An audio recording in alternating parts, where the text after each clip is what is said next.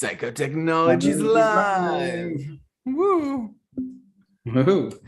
Um, hey, Daniel, it's been a couple of weeks. Yes, it's been a while since we have been doing this. Hmm. Thing is now different. It's good to be back. Yeah. All right, so reincarnation. Yeah. Go. Tell me about reincarnation. Okay, so I'm gonna say the lame version first, so that we can get rid of that and then do the cool stuff. Okay, let's do it. Okay, so lame version is you're living, you die, and then you're reborn in the next life, Mm-hmm. and you come back. And I think obviously that's false, because you're not, who are you that you're coming back, right? Sure. So we need to start breaking down who you are. We need to start engaging with that. And so I think if you just have this simple perspective of oh, I'm like this now and I'm going to be like this later, it's not true, in the sense that if you speak to people, they're not them. They're not previous people, they're people now, right? So it's very rare that you meet someone that was yeah, I was reincarnated, this is how I lived, it was let's say Buddhists in 13th century Tibet, and I got this far and then I got reincarnated now into this place, and so now I'm doing this thing. Right? Nobody has the memories, or at least let's say edge cases aside, nobody has memories of previous lives. And so if you lost all your memories and you lost your body and your psyche was different, are you still you?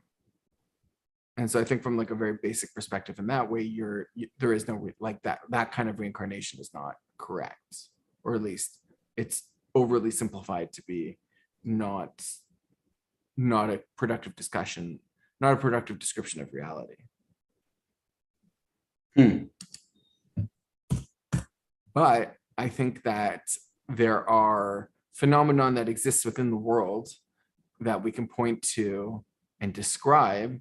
And I think that some of those descriptions, some of the ways of describing those phenomenon could be described as reincarnation, and can be engaged with as reincarnation. It can be like you would want to live your life as if it's reincarnation. And also it is, because that would be a semantic argument, which nobody wants to fight. Okay. So yeah, that's my view of reincarnation. There is there is a secondary interpretation of what they mean by reincarnation, which is not that they mean that after you die you come back as a whatever, as a frog or as another human or as a spirit or something, but reincarnation in the sense of specific to an instance of consciousness.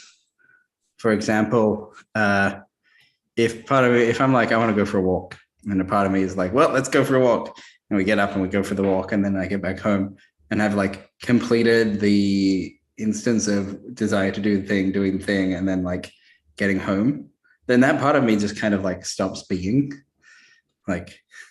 it returns to the fertile void of future possibility of reusing that energy to go for a walk another day. But the whole me who wanted to go for the walk is no longer, because I've been for the walk. And in that sense, I am now reborn in the some other version of me that gets to choose what to do next. Yeah. And that so part of the reincarnation story is being reincarnated into different realms of suffering or heaven. And in that sense, if reincarnation was actually sort of a metaphor and sort of a instance of just experiencing realities through certain lenses, then from the meditative angle, we can practice sort of the end of one's type of consciousness and the start of the other one, so that we get more and more likely to be reborn in the good ones, or reborn in nirvana, in the permanent sense of getting the hang of the whole dance of being reborn, and so that we're always having a good time, rather than being reborn in shitty ones. I get home and now I'm just thirsty, and so I'm in the suffering realm of thirst, and then I go and drink water and I'm well, that yeah, all right, now I feel a bit better. Yeah. Or I get home and I'm thirsty, but I crash on the couch and I'm like, oh, the water's too far. And so I'm in the suffering realm of stuck on my couch and the water's too far away. And I guess I'll have to suffer with it. Yeah. Yeah. Let's move into this concept and like, into this idea of like, and explore it and then decide if we want to call it reincarnation or not.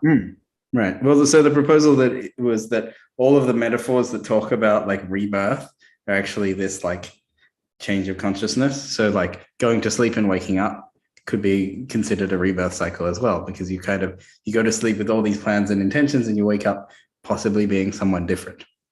Right. Or like slightly different, like your goals are slightly different. You go through a cycle, you're like, oh, maybe I want this instead. Yeah. And to bring like something closer to home, where we have like we're doing this like streaming channel, right? And so there is like a certain amount of like, once we start, like I feel like I'm sort of trapped in a way, right? Like I can't just I mean, like I can, but there would be consequences. And so in a way, I'm like stuck doing the streaming. And if I didn't get my water at the beginning, and if I have to pee, and if I didn't do all the prep to do it, then like I'm born into this reality. Like it's not even like I'm born. It's like this transition, which I may or may not have even noticed, where I wake up in this new life, this new reality where I'm just streaming, and I'm, and like I could be suffering from all these different ailments. I didn't do my job in my previous life. I do this with people sometimes that I'll be going somewhere, I'll be doing something, and then we'll like fall into a new reality. Like you've just entered, it's like the shopping cart reality, or the reality where the paint is chipping everywhere. Welcome to the paint chip reality. I'm like, oh no, now we're trapped in paint chip land, until we get bored and like fall into like the reality of like everyone's addicted to that delicious salty sweet popcorn. Like, oh no. Yeah. Like, have you ever like had a crowd of people at your house and you put a bowl of that popcorn and everyone is like, oh, this popcorn's really good, and then like for the next 5 minutes everyone like calmly goes so there's like none left. Like, oh no, we all just fell into the like popcorn realm for a good 2 minutes. Yeah, like so this is now what we're doing and everybody's stuck doing it. And you can't really leave, because like if you leave then you're not getting popcorn, and the popcorn is really good, and like but like you can break out of that cycle, right? Like there are like even though like there is a very addictive quality to this, the sweet salty popcorn, like people can overcome their base desires and move past that, but a lot of times you can't, and then you're kind of in that realm. I kind of want to be all like, and now a word from our sponsors, the popcorn. No, word from oh my god, can I tell you about the popcorn that I make at home? Okay. Because I'm going to promote this, and if you guys want to buy it, let me know. I'll just tell you how to make it, and then you can buy it at the grocery store. So what we do is we got the silicone bowl, so we make our own popcorn now in the microwave. And what we've done is we put oregano oil with garlic salt. Ooh. Yeah, it's like super fancy. I got all this stuff because someone didn't want it, so they just gave it to me. And it's like very savory popcorn, and it tastes amazing. I highly recommend that. Oregano, like any really savory, but I think the best combination we found is oregano oil and. So this has been sponsored by oregano oil and garlic salt. Excellent. On your popcorn. That's what I want to hear.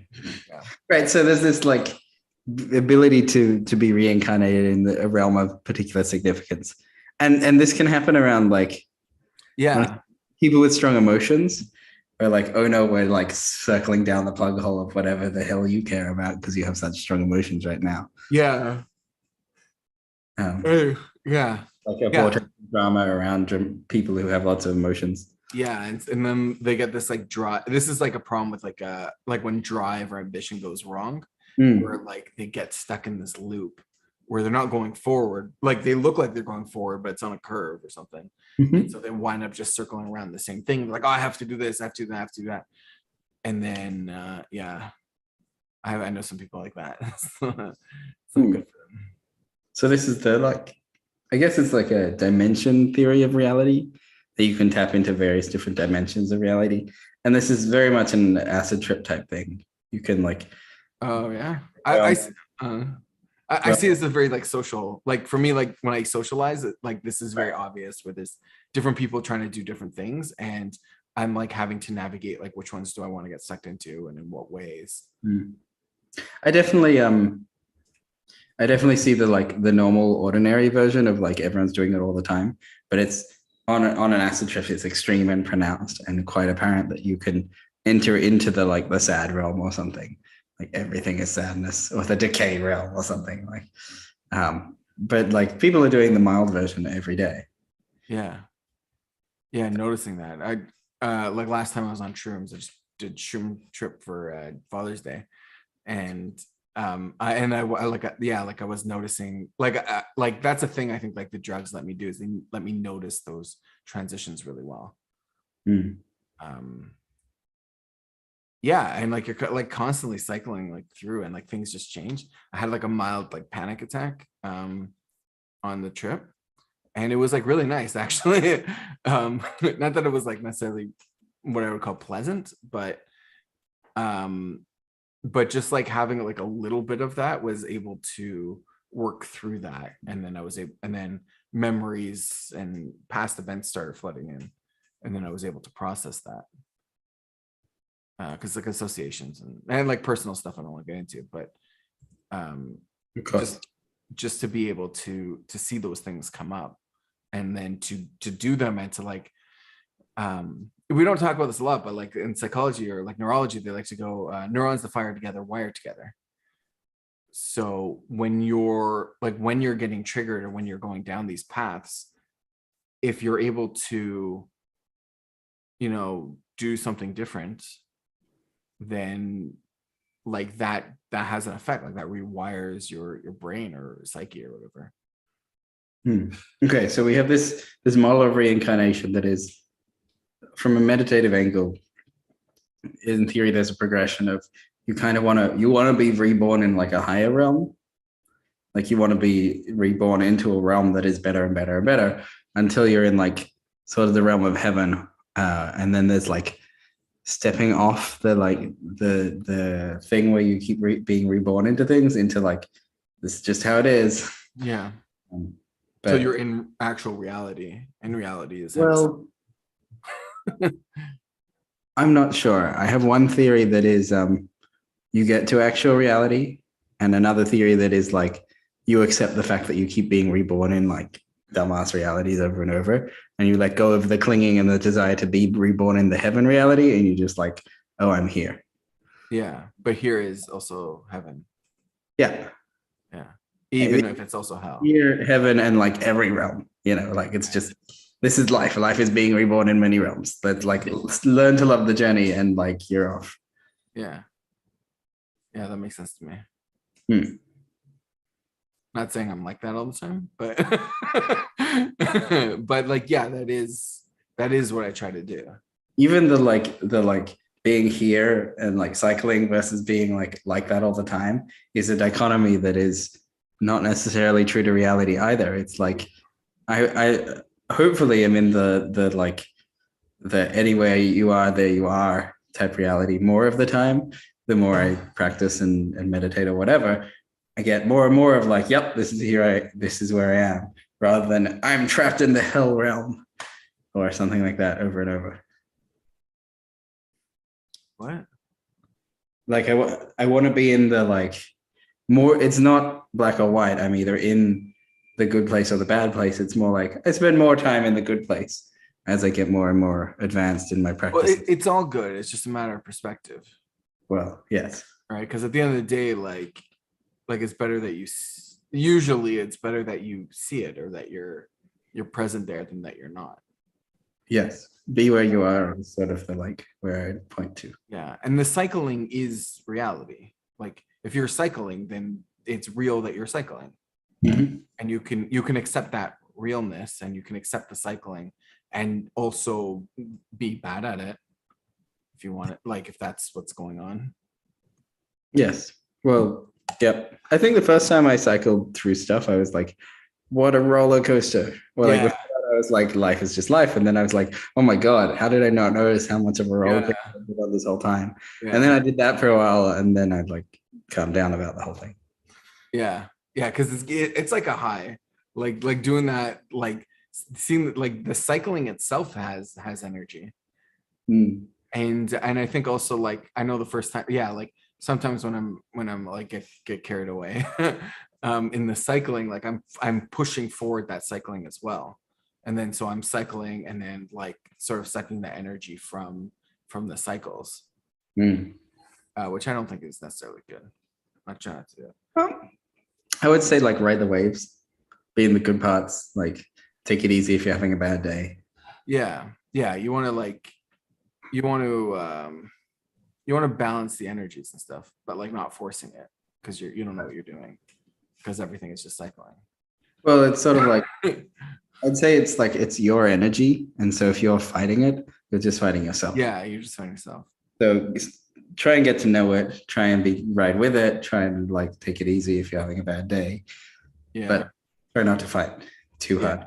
The best parties are the ones where I could do that. So like last night I went to a party, we were just doing that, like we were just like cycling through all the stuff, because like everything has to be right all at once. Like this is like the mantra that we're doing. There's like some good philosophy people actually.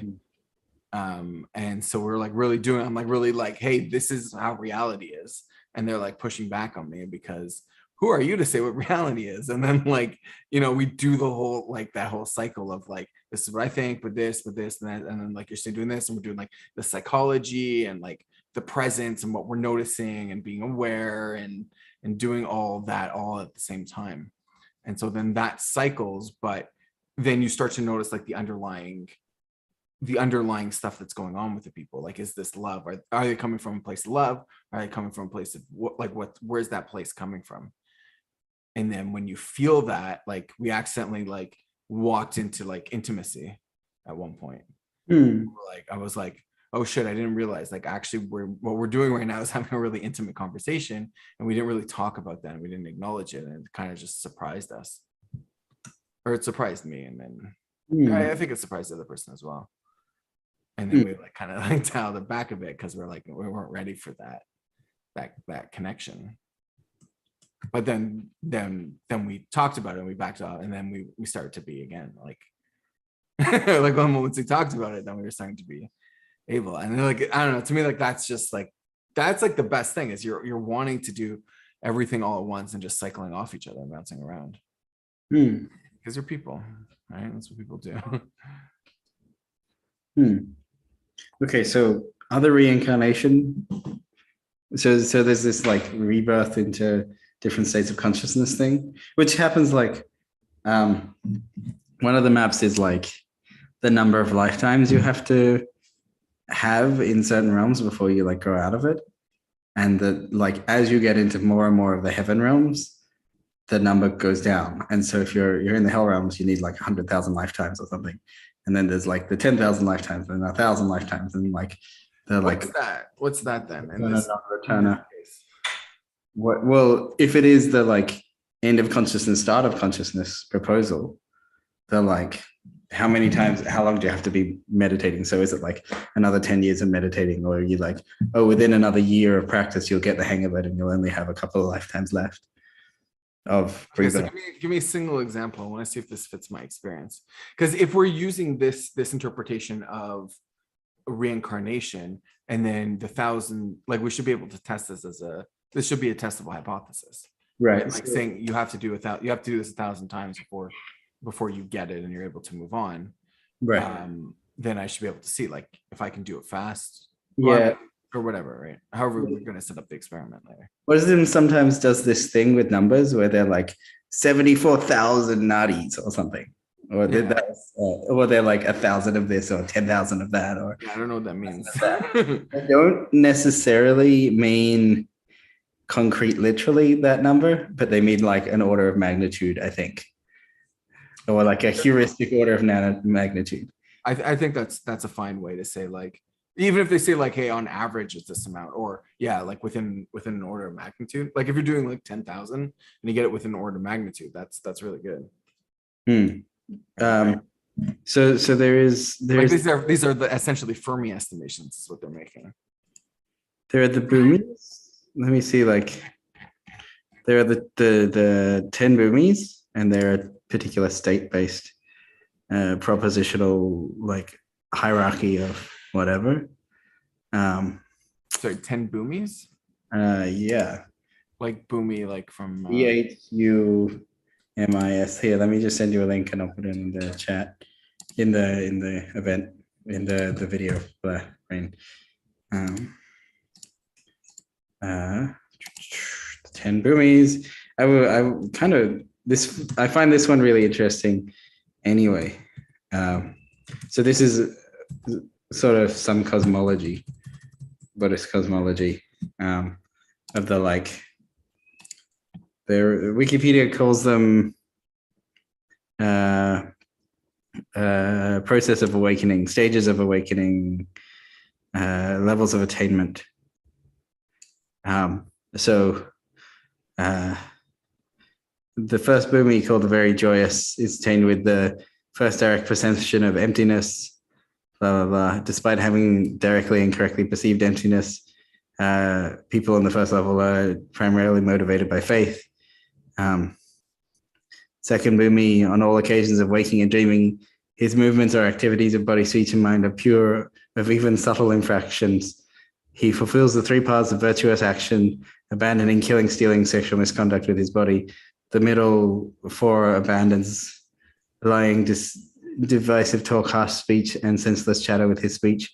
And the last three abandoning covetous, harmful intent, blah, blah, blah. The next one, the third bhumi, the light maker. So I really like this one for the description that it has. Okay, let's go back. I feel like we blew through that real fast. Okay, so what is the bhumi again? So they're sort of levels of high attainment where like we're already in like heaven realms or something.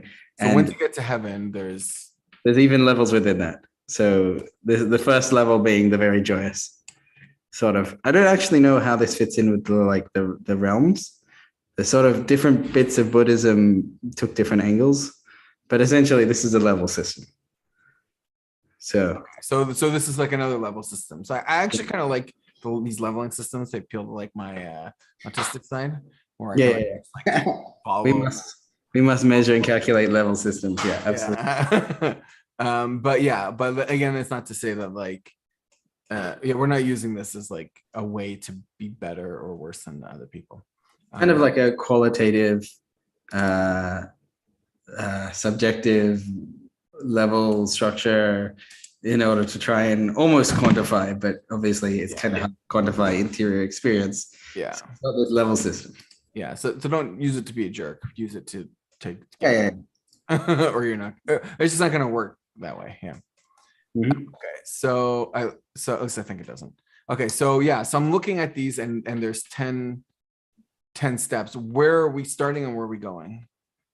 You start at the first, like the first one is the lowest of the 10. This is a very particular sutra, but the first one is the lowest of the 10. So the first step is when you rejoice at realizing a partial aspect of the truth. Yeah. Okay, I think this is 100% correct. Like this is just rationalist, like whatever you're just like person trying to understand what's going on in life. You got to start recognizing. You got to be happy when you get a little bit of that. And right. Yeah, and like even if it's just like a little, you're like, yes, I got this little thing, and like you're happy about it. Like that's the first step. If you're not doing that, you're not playing the game. You're not playing the bhumi game. Right. Yeah.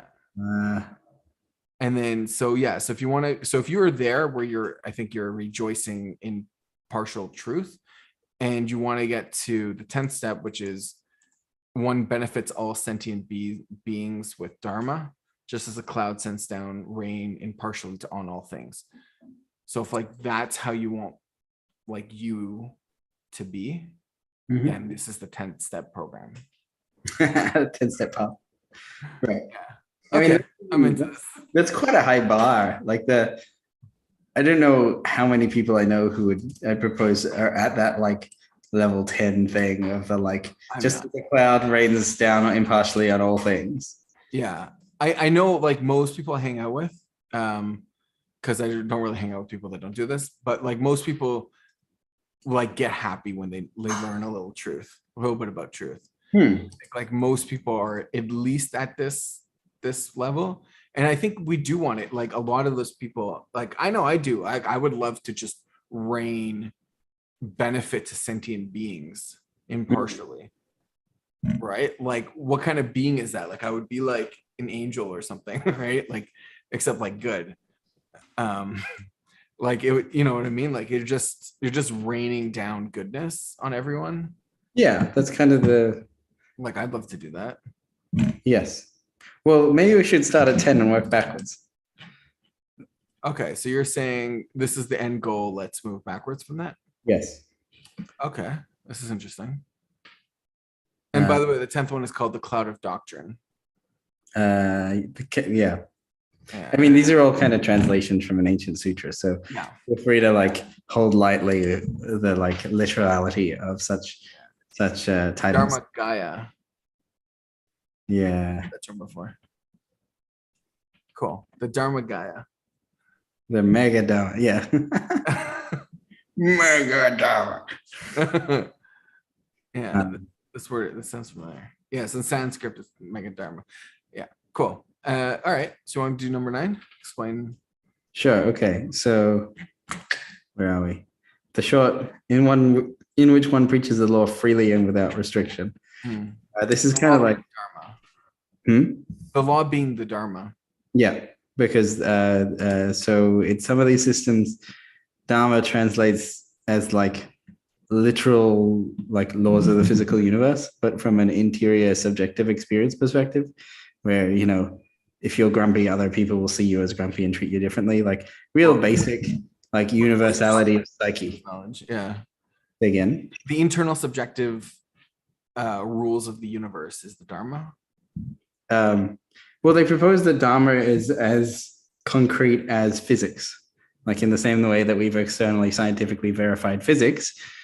Like the Dharma is equally as concretely set out in the like, you know, our universe sort of runs on physics, so it's not impossible to believe that our psyches also run on a deterministic model. Interesting. And like when people talk about the Dharma, it's like that's what they're trying to say. They're trying to say that like the true nature of all things, sort of like in the physical law sort of sense of Dharma. Damn. And so as meditators, as interior psychonauts, we're trying to understand that. We're trying to investigate that. We're trying to get ourselves a handle on that. That's the proposal. And so, and then when you're able to like say that all the time, like right, when you're able to preach that freely without restriction, that right. That's gonna like you're gonna wake up in the realm where you're the cloud of where you're the Dharma Gaia, where you benefit all sentient beings. Right. Indiscriminately. I think that's true. I try to do this. So 9 bhumi bodhisattvas also acquire the 4 analytical knowledges of fundamental concept, meaning, grammar, and exposition. Due to this, they develop wondrous eloquence and skill in presenting doctrinal teachings. Their intelligence surpasses that of all humans and gods, and that's like they mean something particular when they use the word gods there. And they comprehend all names, words, meanings, and languages. They can understand any question from any being. They also have the ability to answer them with a single sound, which is understood by each according to its capacities. On this level, they also cultivate the perfection, which means the strength of their mastery of the 4 analytical knowledges and their meditation. They are able to develop paramitas energetically and practice them to continue without being fatigued. Like these are, we start talking about like superpowers. You can understand every language and respond with a single sound. I have a different interpretation of that. More realistic from me interpretation. I can also translate to what I think is going on, but go for it. Yeah. Well, I think like we all speak different, like a lot of people speak different, like even like speak different languages, even if we're all speaking English. So like, I don't think I'm going to learn, you know,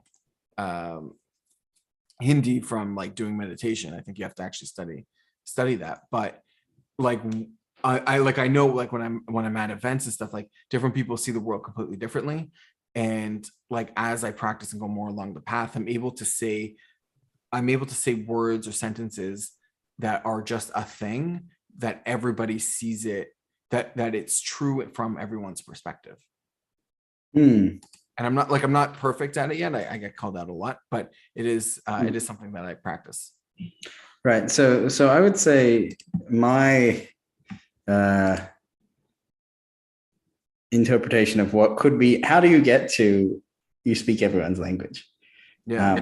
Something like in order to form a construct, a structure, in order for me to say something, I need to like grasp at the concept in like theoretical space and like rotate my consciousness and rotate my body in such a way that I can express that particular sentiment.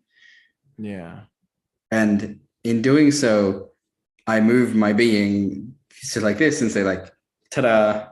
And in that sense, there's a universality of the being that I'm witnessing is moving their consciousness in a certain way and like asking a question, for example, universal to language. They're trying to they're trying to transmit a piece of information. And in theory, in the same way that myself could move my being and try and send a piece of information, I can imagine being them moving their being and trying to send a piece of information. And there's a universality to self-transmitting information that could possibly be read independent of the actual language being used. Yeah. Yeah. Throw maybe, down, huh? Maybe this is what the ninth bhumi is about, that you can get what it's like to be a person saying or asking a thing. I think you said it in a complicated way. To just is like to reflect back, I think like Go for it. In the same vein, is like if somebody's trying to say something, they're trying to transmit information, like that's real, like that's a shard of the divine, or that's something that well, it's an intention. Mm-hmm. Right? Whatever it is that it is like it is something. And so you're like, if it's important to people, which is I think another thing, is like staying in the realm of real and important. Mm-hmm. Or meaningful. Yep. Meaningful, like people will work to understand it or to transmit it. Like they'll work to send it out if it's something that they have, and they'll work to receive it if it's something that you have. And so that kind of like, if you're speaking dharma, like you're speaking truth, and it's important and it's real, people will work to understand it. And so that lets you speak any language, because even if you're saying the thing that's not exactly correct, they're going to interpret it favorably, and they're going to try to be like, they're born into the world of trying to understand. And so everything just becomes clear, right?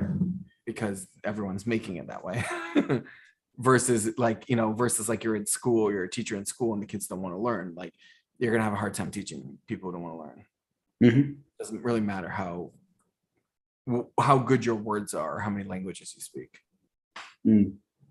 Yep. So that's the ninth bhumi, the proposal of the bhumi of the good intelligence. Cool. Eighth bhumi. Eighth bhumi. The eighth level is called the immovable, because let's just quickly check up here. Which one dwells firmly in the truth of the middle way and cannot be perturbed by anything. That's interesting. So this feels like I have the sentiment here about the eighth bhumi of like, when I'm like, oh, I've been around the block a couple times, like nothing phases me anymore. I'm getting tired of this shit. Okay. So like when you've been in the samsara, like when you're in the cycles too long. Right. I'm like, I've seen this one before. I know how this one pans out. Like this, I don't have to like get sucked in and like dragged around and be like, what did she say? Like, no. I'm like, I've seen this before. Like, I'm pretty immovable in the sense of like, yeah, I get it. I've been through this. And also like I see you are suffering. Like I'm equally as immovable because I've seen your suffering similarly in everyone else or in myself. Mm-hmm. Like I've done this before, and yeah, I'm not doing it again. Yep. Like, and so I'm immovable in theory, and I don't think I actually am literally immovable, but I'm sure like it feels like there's less novelty of information, like there's less to learn from the outside world because I've seen it all before in some sense. And so like immovability is like certainty. Yeah. I hear that as middle way, because like I do feel like for me a lot of the stuff of like not doing middle way is so that I can see what the extremes like limit tests, right? Like what happens at the extremes, like why can't I go there? And then like once you figure out, like once you actually test it and see why you can't do that, then you're like, okay, well obviously I'm going to drive on the highway, I'm not going to drive on the road because it's going to fuck up my car, and I know that because I've done that before. And yeah, and I think like that's sort of like you believe in the truth of the middle road, and it doesn't matter, like people are like, oh, why don't you go off-road here, go over the curb, smash into the sides, and you're like, no, I'm doing the middle way, I'm following. No, I'm good, thanks, I'll stay on the road. Yeah, and if they're like, oh, I want to try it, and you're like, okay, like I guess you kind of have to, everyone has to do a little, everyone has to make their own mistakes, but I've already made my mistakes and I'm not making that mistake again. Right. So there's a little bit more here. It says, because they are fully acquainted with signlessness, their minds are not moved by ideas of signs. 8 bhumi sadhvas are said to be irreversible because there is no longer any possibility that they might waver on the path or backslide. Yeah. There you go. Yeah. Like, yeah, I know how to drive. I don't need to like veer off the road just because you think it's cool. Yeah. Yeah. And even if like there's, when I got GPS, even if there's signs and stuff, I'm not listening to the signs. I listen to my GPS. I know this because I have done the other way. And I trust the GPS much more than I trust the signs in general. Yes. Yep. So this is the immovable. And again, I don't think I actually dwell here all the time, but it's quite an interesting like step down from the good intelligence one. I feel like you do need immovability in order to have the good intelligence of translatability. Yeah. Yeah, because if you're movable, then you can't speak the Dharma straight.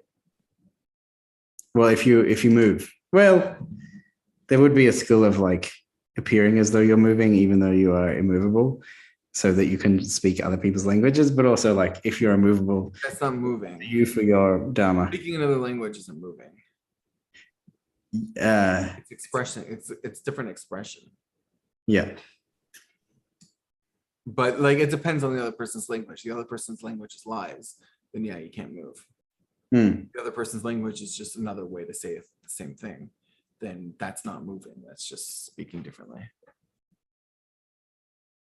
And then that comes after, right? Because like you can be immovable and then switch languages, but then like that's like the ninth bhumi, I guess, is to try to be speaking the language freely without restriction. Like you could know the Dharma, you could follow the Dharma, but that doesn't mean you can express the Dharma in words correctly in a way that everybody can hear it.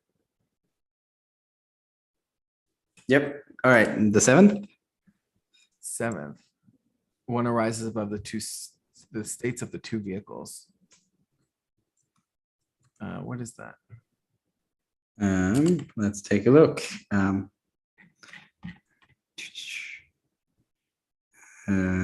Mundane and super mundane passive. Savaka. And I'm not pronouncing that word. So, okay, here's a little slight poem thingy. The seventh is gone afar because the number of his qualities has increased. Moment by moment, he can enter the equipoise of cessation. Got some hints on that moment to moment thing that I tried to drag you through the other day. Yes. Oh, interesting. But this is moment to moment cessation, not moment to moment like mind moments. Sensation is hard. Yeah. But there's like a speediness of moment to moment. That's what they're talking about here.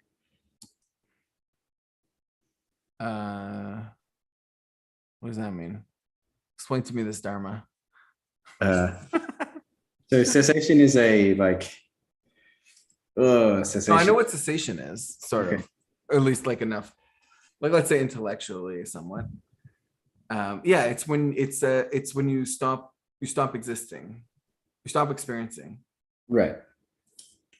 Which is crazy because, like you stop experiencing, so you're not experience, you're above experience, you're beyond experience, which is crazy to me. I still can't understand that one, but I don't think it's understandable. I think it's beyond understanding. So there's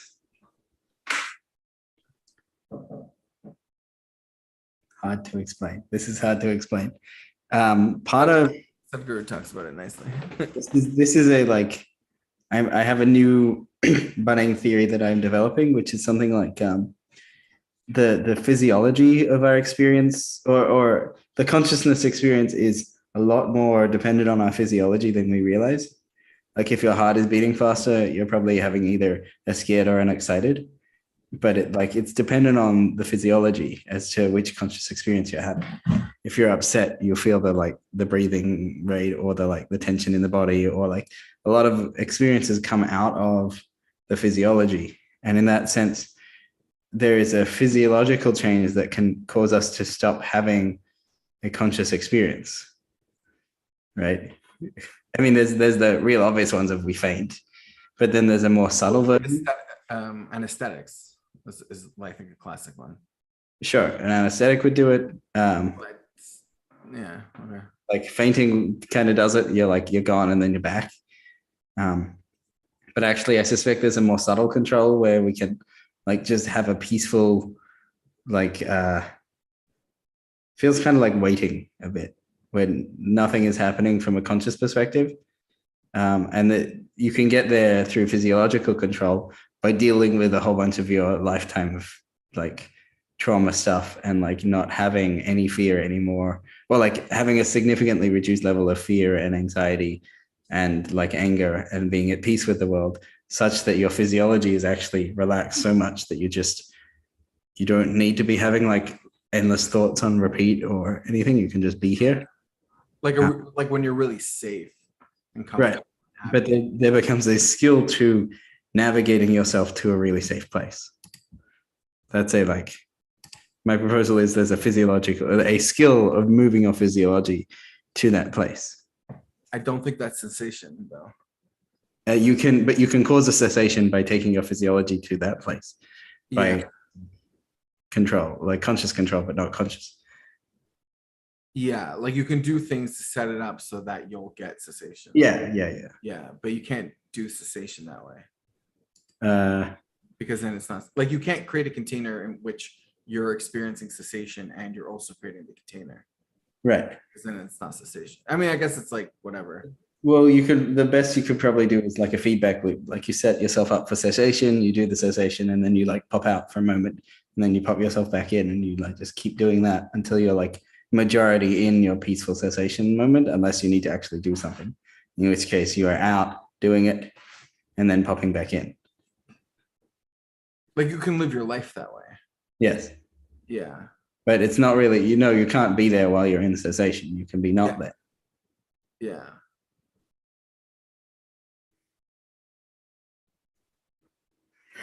Yeah, I actually try to do that. I don't do it well, I think, but yeah, right. I do want, I do need to do this because I need times where I don't exist. Because existence is burdensome often. Yeah, well, we're existing in one or another dimensions of reincarnation. We're worried about some shit. We're Oh no, I've entered the toilet realm in which I'm in a public toilet. Ah, the worst. You know, who wants to be in the public toilet realm? Well, I need to pee sometimes, so like we gotta. No, it's like when I'm doing it badly, the cessation, like when I'm trying to do it, but I'm doing it badly, it's like just being on like Reddit or YouTube or something, and like I'm not here. It's this other thing that's here. I'm just the Reddit. I'm in the Reddit universe. Yeah, and I don't mean like sometimes I'm on Reddit and it's good, but like sometimes I'm on Reddit and it's not good. I definitely have a like avoidance thing, the Reddit universe. Yeah, I think that's super common nowadays. So like the social media, everybody complains about that. doom scrolling to avoid life. Yeah, I think that's like to me, I really think that a lot of times that's a like this strong urge for cessation. Well, it's kind of like I feel it like a desire not to be here by escapism. Yeah, you decide not to be here, but like you're not doing it well. Yeah. Like do it this way, and then you cannot be here for shorter periods of time. Or like, and you can feel better at the end. Like you can feel good after. Well, the other option is to be in touch with why you don't want to be here and make peace with it, and then maybe being here is also okay. Yeah. That sounds hard. I'm gonna not do that. No, that's fair. That's another. Like yeah, like make the karmic cycles better, so you don't have to. So you don't want to leave. Yeah. All right, number 6. 6 bhumi. Yeah, let's go 6 bhumi. The manifest. The supreme wisdom begins to manifest. Yo, I hear this. You need supreme wisdom in order to rise above. Okay. Wait, what was the 2 vehicles again? The like mundane and the super mundane, I believe. What is that? They sort of like this. It's probably, if I had to map it across to something, like the small ego self and the the small I and the big I in ego. What's that again? We sort of have like 2 versions of ourselves. We have the me that is the small me that is like, I want this, I want that, I want to like the immediate impulsive ones versus like the overall overarching.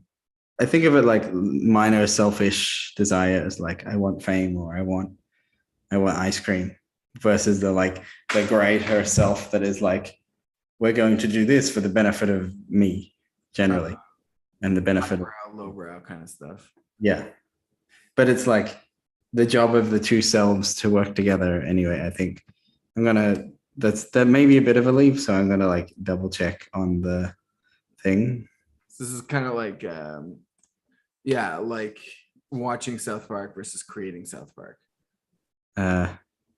Yes, like watching South Park is like very like low class, like kind of fart jokes, but if you're gonna like actually like make a show that's like that's very like aspirational, like big, or like hanging out and like eating pizza versus like working out. So you got these 2 wants that are being pulled. Is that what this is? Maybe that sound like 2 like small self wants. What? The like eating pizza or the working out. I don't know. I'm not sure. I have a like blind spot for exercise stuff, so I can't answer that question. Ooh, okay. It's my stuff. I hear. Okay, like learning how to play a song on music.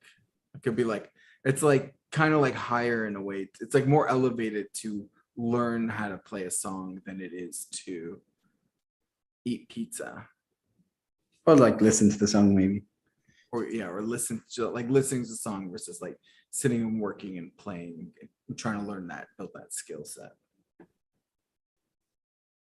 Like I guess it's like kind of like the stuff that that the principle says you should do versus the stuff that your, peers say you should do. Or they're like trying to get you to like aspire to be something greater than what you are. But like I feel like there's a lot of judgment there, because like hanging out with your friends is important, and learning how to socialize is important. And sometimes that's, driving around doing stupid shit. Safely doing stupid shit. Let me just double check that I'm on point with the two vehicles thing, because I might be wrong.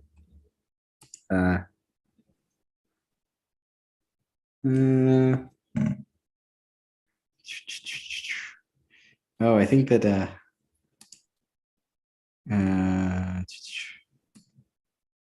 nah, I'm miles off. I don't know what this thing is. Okay. Well, that's fun. We found something we don't know. I like how you show these things, because I never heard of this stuff before. Yeah, I mean, this is like Buddhist cosmology, like old ancient sutras. I was looking for maps one time and I like dug through Wikipedia and I was like, oh, this one's kind of cool. Or I think, no, this one someone sent to me. I was like, check this out. And I was like, oh, okay. They've tried to quantify, obviously in a like old-timey Buddhists in monasteries trying to like figure shit out sort of way. But they sure did try.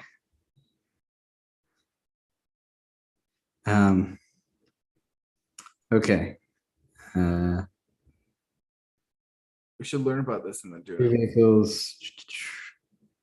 Okay. No. I completely like got it wrong. So the two vehicles are the listeners and the solitary realizers.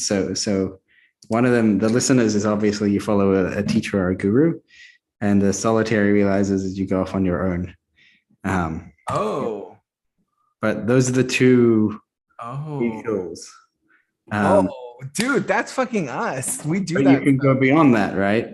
In theory, beyond either being on your own or following a teacher.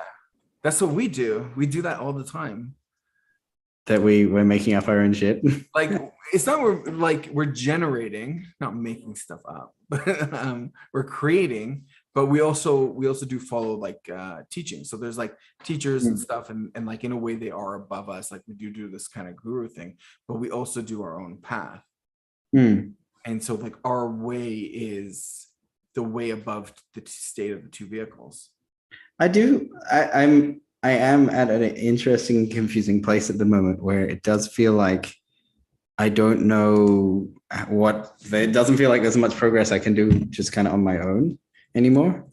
And I don't think that's like a falsity that I'm fooling myself with. Right. Like, have you done the teacher? Like, have you done the other vehicle? Teacher, like having people teach you stuff? A little bit, but like that seems, but not in a like teacher student way. I can do it in a relational, like a spiritual friend sort of way, but not in a like I am the pupil that they are the teacher way. Oh, seems like a blind spot. Maybe I'm just not in the like, that's not how it is anymore. Like there's the phrase like there are no adults. Everyone's just like figuring shit out. Like to make someone into like a higher or like a teacher. Oh no. Or gross. Don't do that. Instead,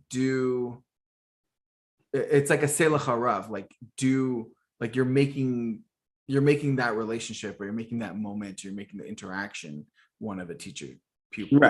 Right. Have those interactions. You can have those interactions without debasing yourself. Right. Well, like someone puts someone above you, because that's not what adults do, or adults are dumb and that's not real, or whatever, however it is that you conceptual. But you do, like, sometimes people know things, and the most efficient way of getting that information is to, play that student role. I'm just kind of looking at and it can be with the same person. Like sometimes with some people I do go back and forth, where it's like, okay, I'm going to lay down some knowledge, and then they say things and I'm like, that is beyond my understanding. Can you lay down some knowledge? It can even happen in the same party. This is what I do at parties. It's super fun. Yeah, I find myself doing that a lot in parties too. I was in I was hanging out with someone like after midnight a couple of weeks ago, and two people, and my friend who knows me well said to the third person, do you want your mind to be like fully dissected and broken apart? And the other guy's like, yeah, sure. And then he turns to me and says, all right, go for it. Or his party trick. Yeah, something like that. Yeah. Someone tried to do that to me, actually. Like bot or something? No, because I'm like doing the thing. I'm like giving my spiel. It was like, stuff I shouldn't say online, but like I was like doing my thing. And he's like trying to like understand my whole psyche and break it apart, but like he can't because I'm bigger than him. Like my psyche is bigger, so he's like trying to do that, and then eventually we got to the point where he's like saying that I'm like, it's totally fine that you're doing this, like it doesn't bother me, but you're not going to be able to do it, right? You're only going to be able to like it kind of forced him out of that into the he's alive and I'm alive and we're living life together right now. Nice. That's way more interesting. Super exciting. Yeah. Yep. But I don't mind at all. Like I don't like when people do it because I find it because I want to interact with them and like what they're doing their own thing in their head. But like I think back to when I was trying to do that, like I was trying to pull people apart, and it was often a like I wanted to challenge them or like see if I could pull them apart. And obviously, if I could pull them apart, they were inferior. And if I couldn't, I got excited and wanted to know them more. Yeah, I used to do that too. So like, I get it. And in that sense, I want to be compassionate to anyone who's doing that to me. I'm like, oh, great. Yeah, try. Let's go. Let's see where we get to. Like, please, ask me questions. I'll go. Yeah. Yeah. I'm like, I'm like, yeah, I don't think it's a good idea. I don't think you should do it. But like, you're more than like to me, that's not a boundary that I'm defending. So I think like if this is how you want to interact with me, you can do that. So this is going back a couple months, but usually what I remember happening is someone would like ask a question, and then I would end up saying like, what do you mean by that? And then instead of me answering the question, they would like deepen into it. And I'd be like, there's the depth. I didn't even do it on purpose, but I noticed myself like someone would ask me like a bad question or like a question that was like itself like blocked or something. And I'd be like, okay, what do you mean? And then we'd deepen into like exploration or whatever. And then it would be like actual relational rather than them like attacking me with hard questions or something. Yeah. Like, this is way more fun. We're both here. Yeah. Yeah. And that's the ultimate goal, I think, at parties is to be there with the people. That's the best parties is when everyone is together or people are together. Right. All right. The sixth bhumi. Okay. So this is essentially like our YouTube channel is what we do. We're level 7. I don't think I'm like cautious to like be certain about a level. Let's keep going. And then like, it depends if you're like, we're well and truly past level, whatever, then that'll also give clues. So 6 bhumi is in which supreme wisdom begins to manifest. I think that we have some level of supreme wisdom. Supreme wisdom, because the bodhisattva clearly perceives the workings of dependent arising and directly understands the signless. The sign refers to the fact that the phenomena seem to possess their apparent qualities by way of their own nature. But when one examines this appearance, one realizes that all qualities are merely mentally imputed and not a part of the nature of the object they appear to characterize. So like a table has table nature. And then when you go to like examine it and like philosophize about cutting it into pieces and trying to find the true essence of table, you don't find it. We know that, but a table still seems to have table nature. Yeah. And do you need the table to have a sign on it that says this is a table, or can you just recognize tables for their own qualities and the way they are? Yep. That is but existential. Right. Relating to all things and all experiences and all moment to moment. Yep. I think we do that. I think we have that. Well, to check, just to check. do you have this, like the signlessness in every moment? No, I have the beginning of it. Okay, right. Good. I'm glad I checked. But like, yeah, fair enough. That's why I said this level. That's why I said level 7, because I think level 8 we're trying, like we do struggle with that. I feel like I'm particularly signless. I don't particularly live in a world of signs, and I am confused about this because I have talked to people who do live in a world of signs, and I don't actually remember ever living in a world of signs. So I don't know how that. I'm feeling. I'm very confused about that and don't have a permanent answer. But like, yeah, I've never lived in the sign world, and you've never lived in the sign world, but you have. Oh, maybe I did. I just don't remember it. Like things were always themselves. I think there's also layers to this where yeah, but they also represented things. I've noticed things falling away over time. And sometimes people have to tell you what it was, and then you believed it because they told you, not because you saw the inherent truth of it.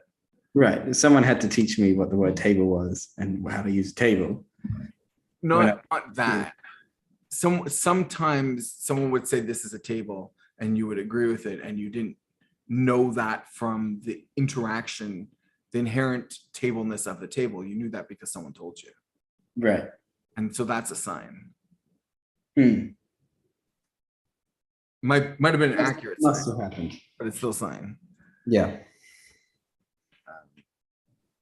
But also, like, yeah, like real experiences, like you always know the essence of the thing, but you also knew that they're telling you that, and that's, you know, it out of the thing itself. And a sign, it is a thing in and of itself as well. Hmm. So you can know the sign as the sign. Right. And then you can know the table as, you can know the table because you have a good sign. Oh, there's a little bit more here. It's But that's the wrong direction. as a result of these understandings, people manifest meditative wisdom and avoid attachments to either cyclic existence or nirvana, being the non-cycling. Having overcome all attachments, people on this level can attain nirvana, but because of the force of the mind of awakening, they decide to remain in the world in order to benefit other sentient beings. This is the classic bodhisattva thing. What level is this? The 6th. They cultivate the perfection of wisdom through which they perceive all phenomena as lacking inherent existence, as being like dreams, illusions, reflections, or magically created objects. All notions of I and other are transcended, along with the concept of inherent existence and inherent non-existence. These 6th level bodhisattvas abide in contemplation of suchness with minds that are undisturbed by false ideas. Now, I don't necessarily I don't think everything is a dream, or illusion or reflection or magically create. I don't have that phenomena. I don't know if I have the notion of I and other transcended. But I think my mind is undisturbed by false ideas. I'm not sure. Like I kind of feel like I have that, but I'm not certain.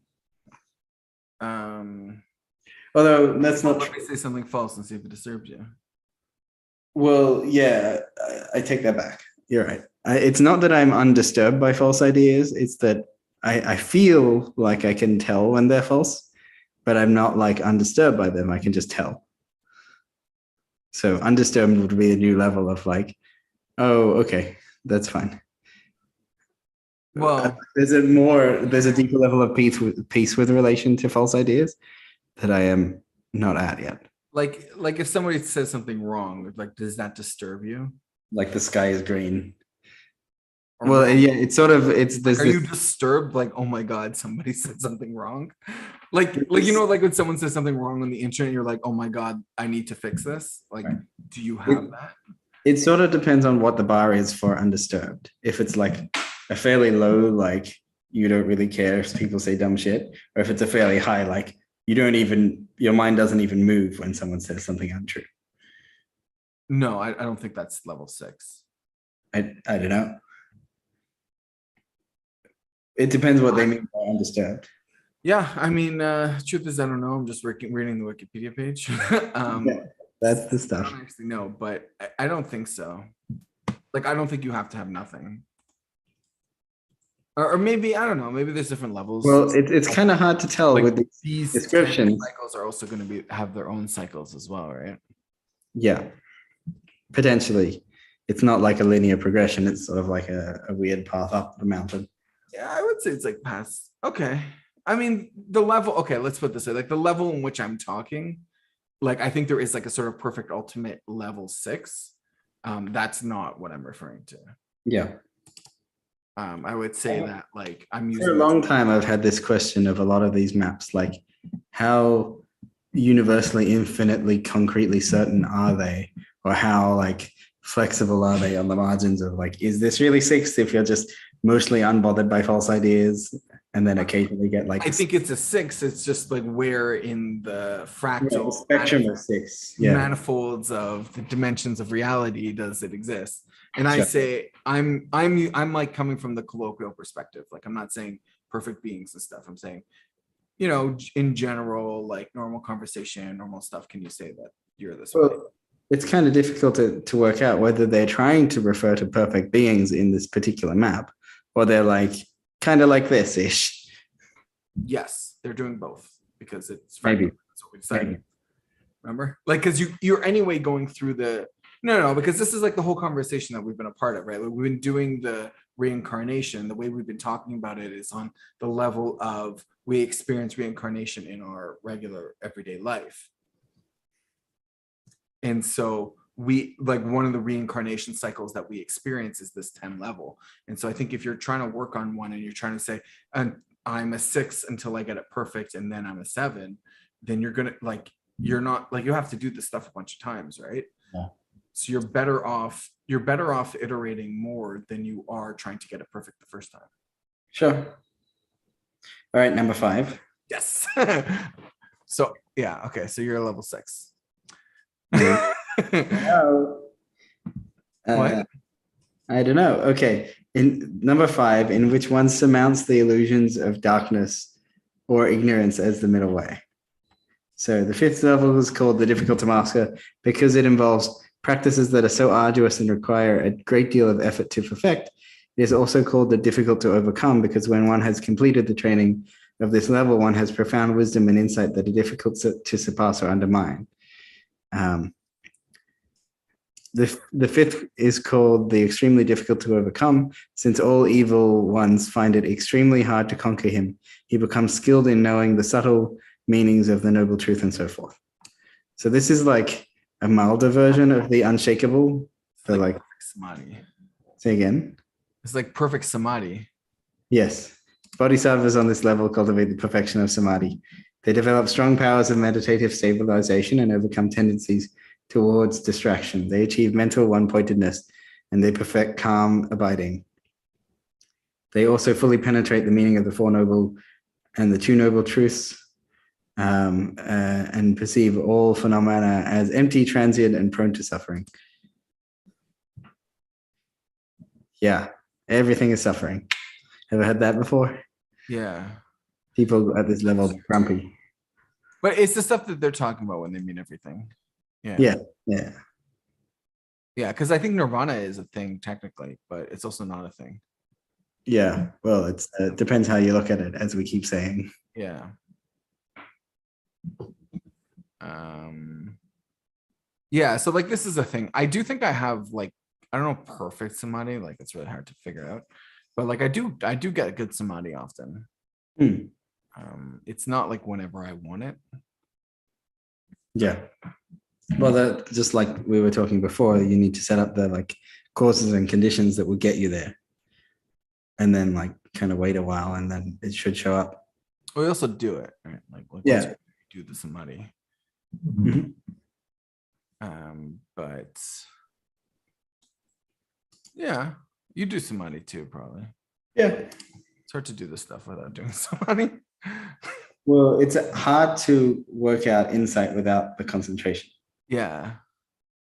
Or the proposal is that insight and concentration are perpendicular skills where you need insight to achieve concentration, like insight into the distractions to cut through them. To achieve the concentration, you need the concentration to have really good insights and they support each other.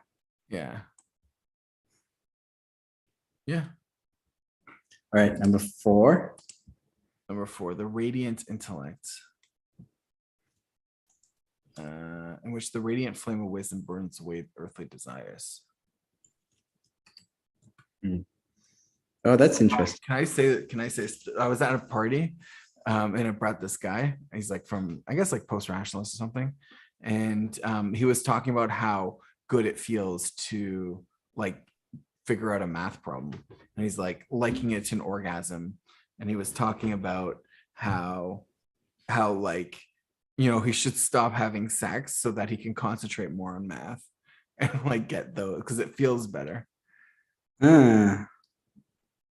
And that's like, to me, that's kind of, I think that's what's going on. Like he sees that math, like is not on the Dharma, he's on like a whatever, but he sees math as this way of like the supreme knowledge that is truth and wisdom.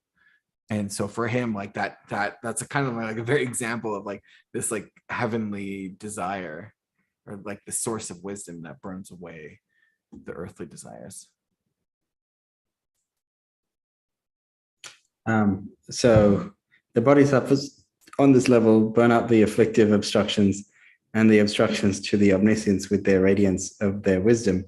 They enter into progressively deeper meditative absorptions and obtain a powerful mental pliancy as a result.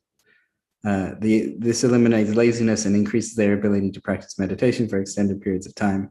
They destroy deeply rooted afflictions and cultivate the 37 factors of awakening, which are another list of things. Yo, we should do that one time. The list? Yeah. Yep. So factors of awakening. They're radiating wisdom, radiant intellect that starts burning through afflictions and obstructions. Yeah. You have that? I think so. I'm a little bit. Radiating wisdom is a little, if it is what I think it is, it's kind of confusing because it feels a bit like there's nothing to do.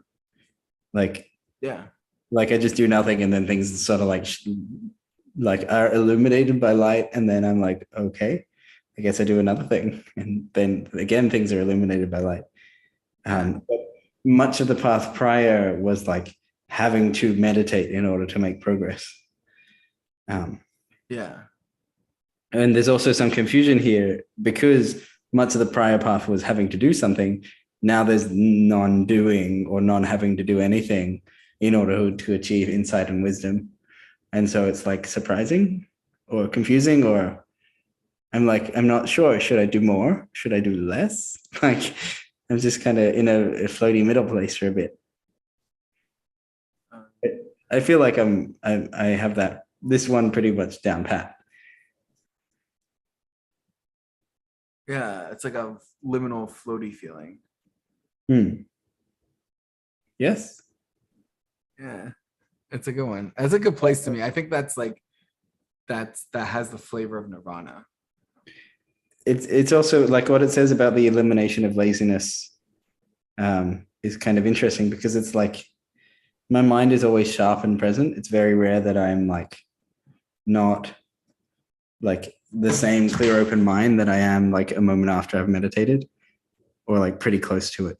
And that's like, oh, if I want to do something, I just do it. But then I'm also in the experience of encountering like not really feeling like doing stuff, and then just not doing it and being like, oh, maybe I should, and like, nah, I don't want to. So that's confusing too. Yeah, I've been having that a lot. Yeah, that's nice. I'm having that a lot, and like realizing like I've been going with the path, even though like the earthly desires say that I need to do this other thing, and it I think it turns out better because like at least I'm present, right?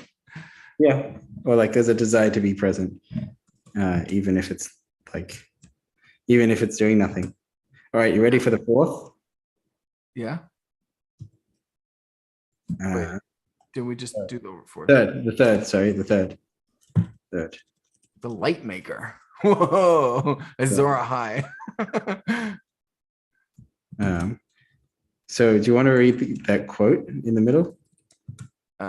Even if someone cuts from the body of this bodhisattva, not just flesh, but also bone, not in large sections, but bit by bit, not continually, but passing in between, and not finishing in a short time, but cutting over a long period, the bodhisattva would not get angry at the mutilator. Isn't that like what the what a like high bar for like I hear this. I hear this. I get it too. I'm like, angry, though. I don't know if I would get angry. Yo, dude, that's a boundary violation. Why are you doing this? That's not your body. Right, but like, yeah, my point is this is a high bar. Like, and this is only number 3. All the other ones come after this in theory. Yeah, okay. So if this is the level that we're going at, fine. We're not there. But I think that's bullshit. I think this is like that's fine. Like if you want to say like I'm just saying like this, I've seen the standard that people are at. And like if you put this at a high bar, it becomes unrealistic for everyone. Right. So like, yeah, I'm diluting it in a way because I'm setting lower bars. I'm setting the bars at the inflection points, not at the ultimate perfection points. I mean, I tend to not get angry, but I've never had someone try and cut me limb from limb. So I don't know how I'd actually take it. I've had people try to cut me emotionally and I still get angry. Oh. It's been a while since someone's tried to cut me emotionally. I thought this was more literal, flesh from bone. No, I think this is literal. I'm right. It's metaphor territory because it's not something I deal with on a regular basis. Well, yeah. And like, when was the last time someone tried to cut me emotionally? It's not for a very long time.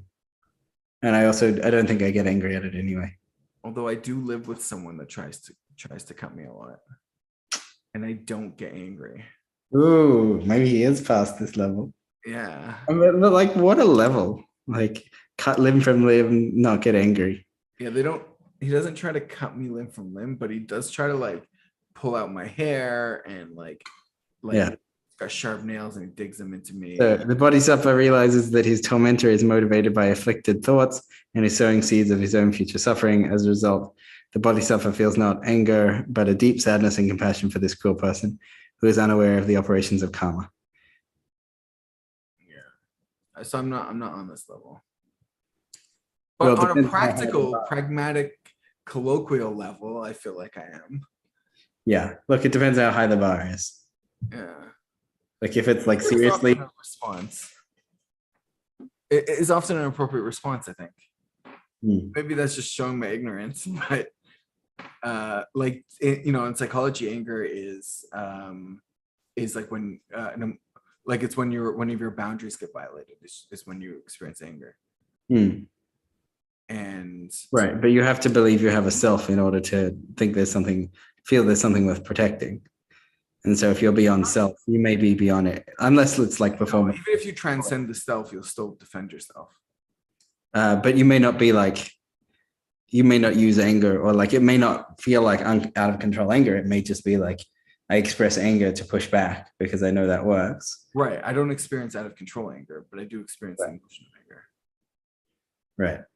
I mean, in a certain sense, the anger itself is out of control, but because like that's what's happening, but it doesn't move me to do things that I later regret so much.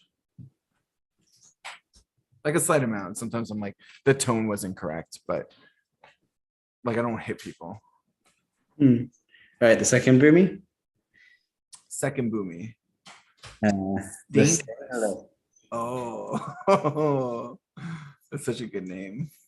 On all occasions of waking and dreaming. It's called the stainless. Like a Joe like Biden. Good dishwasher.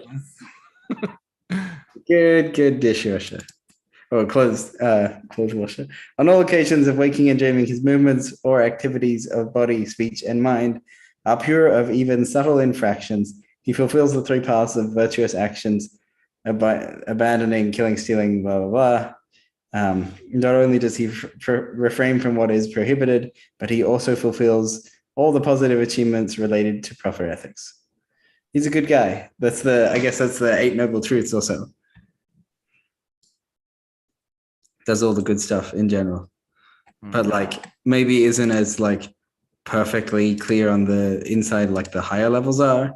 Like doesn't rain down dharma on everyone, but himself performs the correct path. Yeah. Okay. So abandon killing. So we don't kill people, right? Yeah, pretty Yeah, good. just checking. Stealing, sexual misconduct, Yeah, yeah, cool. a lot, divisive talk, harsh speech, senseless chatter, and then last three, abandoning kivid. I don't know what that is. Marked by inordinate desire for wealth or possessions from other persons. That's like envy or jealousy. I forget which one's which. Right. Intent, wrong views with his mind. Not only does he refrain from what's prohibited, but he also fills all the positive achievements related to proper ethics. Mhm. Yeah, I think we're pretty. Actually, we're doing pretty good at that, you know. But most people in our modern world are not murdering other people. I've gone through my whole life without killing anyone. Wow. Not to boast. Wow. Look here, who's the second bhumi, my guy. I met people that have killed people. So It's also like, I mean, this is a weird thing. Like, what if you went to war for your village and you murdered someone? Like, can you just never achieve the second bhumi? no, you have to move past that. So we have to stop murdering people. Abandoning killing. Well, like, you know, unless you're literally killing someone right now. No. I think it's like smoking, right? Where like you're a smoker, even if you're not currently smoking, as long as you're like in that state. But then when you're like, oh, I've transcended smoking, I no longer do it. Okay. Yeah, that's how I see it. I'm beyond killing. Yeah. All right. So post killer. We did cover the first bhumi a little bit, the very joyous. Yeah. Partial aspect. So that's the 10. That's the 10 bhumis. Yeah. Somebody needs attention.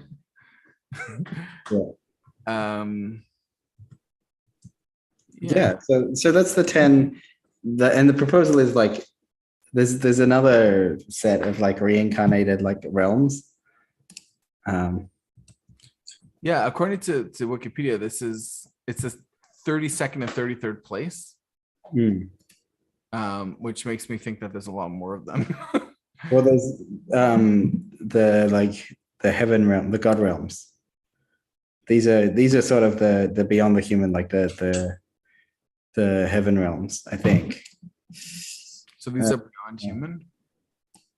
Here, let me see if I can find it real quick. It's always interesting when you experience something that's beyond human because it gives you a perspective on what human is. Well, the proposal, like animal is below human. We can broadly brush stroke that one. Yeah. And then the human is like human drama struggles. And then like moving beyond that to like an emperor of a nation, like you're no longer really concerned about the human, you're concerned about your whole nation. Like you're at some sort of like higher level, hopefully. Yeah. You transcend petty human concerns. Right. But like I think you still experience them, right? Like you know, even as a human, I still experience the animal world. It's not that relevant in the sense that like I've conquered it most. Right, but you're not experiencing the suffering of the animal world, where a lot of animals are constantly chasing after food, or they're like worried about being eaten, or yeah. I don't have a lot of like the animal realm stuff. I have a little bit. I do like get the urge to do camping and stuff, which I don't know if that's human or animal or what, but like that being in nature, like in that suffering space. Right. Yeah. This is so I don't know. Does this fit? Is this where you wanted to go with reincarnation? Not at all. But this is fun. All right. No, because I don't think we did reincarnation really, right? Or like we did one cycle, right? So now we're in this one version of we're in this like we went into one version of reincarnation where you experience the reincarnation throughout your life, and then we went into one aspect of that, which is the 10 bhumis. Right, and then we went into even like deeper when we did each of the bhumis. And then we did examples and we did so we did that. But if we were going to come back and do, I feel like we're kind of wrapping up now, but if we were to have done reincarnation, when we would do it again, like the next episode we do like, okay, reincarnation, like another, like we're born now into doing this and we've been here before. So what's that like? We could do like a multi-part series on Yeah, that could be interesting. Also, the below the bhumi realms into like the human and animal, God's You're human. like, go deeper, go deeper. Go to the lower levels. What is actually the hell realms? Oh, like the previous ones. Yeah. Yeah. We can count down into the Yeah. Why don't we start at the beginning for that? like start at the bottom. Yeah. What's the first level? I will have to do some research for the next episode and get back to you because I don't know. I think it's sort of like the hell realms, or followed by like the realms of the hungry ghost. Yeah, let's talk about this hungry ghost shit. Not now, but like the next one. Everyone Sure. always talks about it, and nobody like goes into it and talks about like what is it like when you're experiencing hungry ghost? Because I get that sometimes. It's not very fun. It's like desire unfulfilled forever. Yeah. It's like imagine, have you ever like gone to the fridge and opened the fridge and looked for food and then closed the fridge and then like walked away and then gone to the fridge and opened the fridge? That's like hungry ghost. Yeah. Right. It was just like, I'm hungry, but then like the hungry ghosts are depicted as like creatures with really big stomachs and really tiny mouths. And so forever hungry. Yeah. It's like when you need some protein and there's only carbs around. Right. Or like the same goes for like moving away from concrete into the subtle realm. Like you want like connection, but like it's hard to get. Or you want to feel understood, but like you feel like no one understands you. Yeah. Dude, that happens to me all the time. Yeah. And also the like there's a symbol. I'm like moving my hands like this. Jung said a tree with branches that reach to heaven have roots that reach to hell. So if you want to live in more of the up, you need to be willing to go down as well. Yeah. And like know what it's like to be a hungry ghost and make peace with being a hungry ghost if that's what you have to do in order to get the like the branches that reach up. Yeah.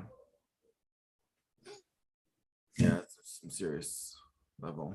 Psychotechnology.